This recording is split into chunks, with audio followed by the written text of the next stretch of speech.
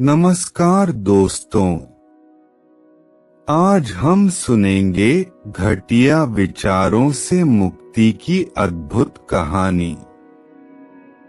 तो चलिए शुरू करते हैं। मैं से महादेव यूट्यूब चैनल प्रस्तुत करता है घटिया विचारों से मुक्ति की अद्भुत और प्रेरणादायक कथा। बुद्धवाणी मन में आने वाले बेकार विचारों को कैसे नियंत्रित करें। मनुष्य का मन बहुत ही चंचल और अप्रत्याशित होता है। यह कभी कभी अपने इशारे से विचारों की बाढ़ ला देता है। कुछ विचार हमारे लिए अच्छे होते हैं तो कभी कभी ऐसे विचार भी आते हैं जिन्हें हम चाहकर भी रोक नहीं पाते। इनमें से एक प्रकार है अश्लील या अवांछित विचार। लेकिन महान गुरु गौतम बुद्ध ने हमें यह सिखाया है कि मन के विचारों को नियंत्रित किया जा सकता है और इस नियंत्रण में जीवन की शांति छुपी है। मन में विचार आना स्वाभाविक है। मन में विचारों का आना गलत नहीं है। कठिनाई तब आती है जब हमारे भीतर नकारात्मक या अश्लील विचार जन्म लेते हैं।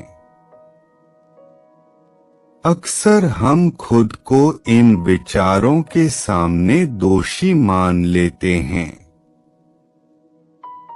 पर बुद्ध की शिक्षा हमें यह समझाती है कि विचारों को आने देना मानव स्वभाव है, लेकिन उन्हें अपने कर्मों और मानसिक शांति पर हावी नहीं होने देना ही सच्चा ज्ञान है। एक बार गौतम बुद्ध ने अपने भिक्षु भरत को भिक्षा लेने के लिए भेजा। भरत एक राजकुमार थे जिन्होंने राजा के महल और विलासिता का जीवन छोड़कर संन्यास लिया था। वह पूरी तरह से भिक्षु बन चुके थे, लेकिन उनका मन अभी भी पुराने आराम और स्वादिष्ट भोजन के विचारों में उलझा हुआ था। भरत भिक्षाटन के लिए एक श्राविका स्त्री भक्त के घर पहुँचे।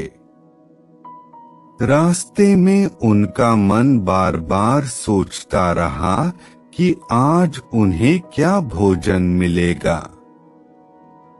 श्राविका ने उन्हें बैठने के लिए आमंत्रित किया और भोजन लाकर परोसा। भरत अचंभित रह गए। सामने वही उनका प्रिय भोजन था जो उन्होंने कभी राजमहल में खाया था। भोजन के दौरान भरत के मन में फिर से विचार आए कि आज विश्राम भी नहीं करेंगे और गर्म धूप में वापस आश्रम जाना पड़ेगा। लेकिन श्राविका ने उन्हें आराम करने की अनुमति दी। यह देख भरत को खुशी हुई। उन्होंने थोड़ी देर आराम किया, फिर भी उनके मन में चिंतन और इच्छा चल रही थी।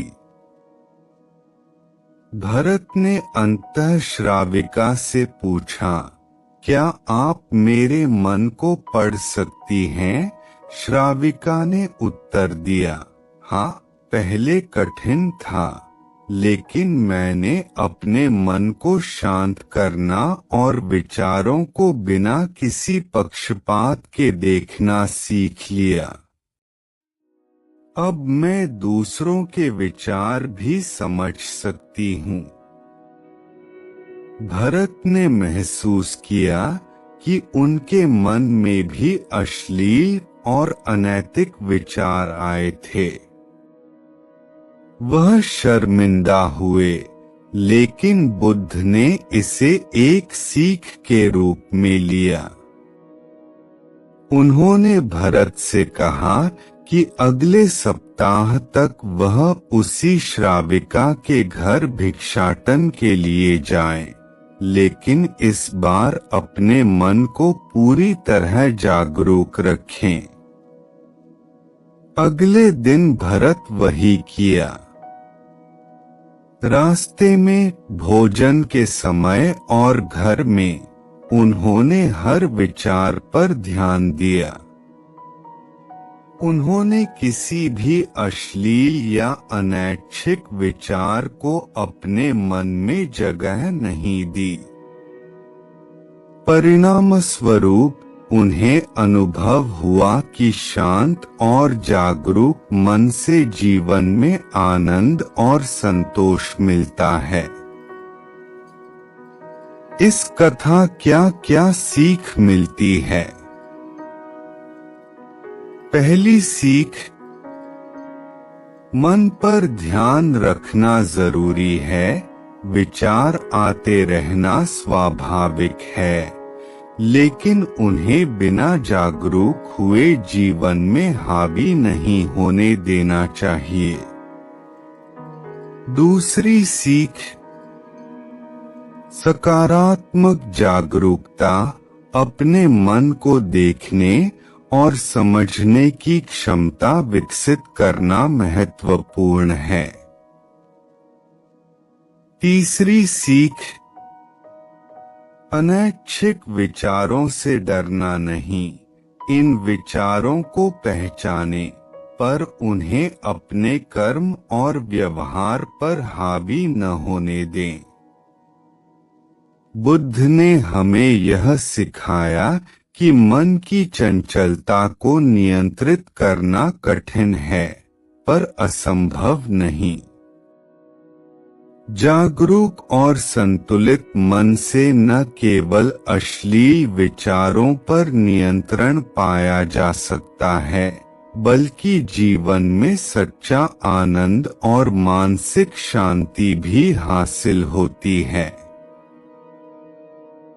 लाइक, शेयर और सब्सक्राइब जरूर करें। कमेंट में लिखें भगवान मेरे साथ है, 2 बार लिखें और अपनी इच्छाएं ब्रह्मांड को समर्पित कर दें। और बताएं कि आप यह वीडियो कहां से देख रहे हैं। कोई भी जीवन संबंधित समस्या हो तो हमें कॉल करके बीट सॉल्यूशन पूछ सकते हैं। Thank you.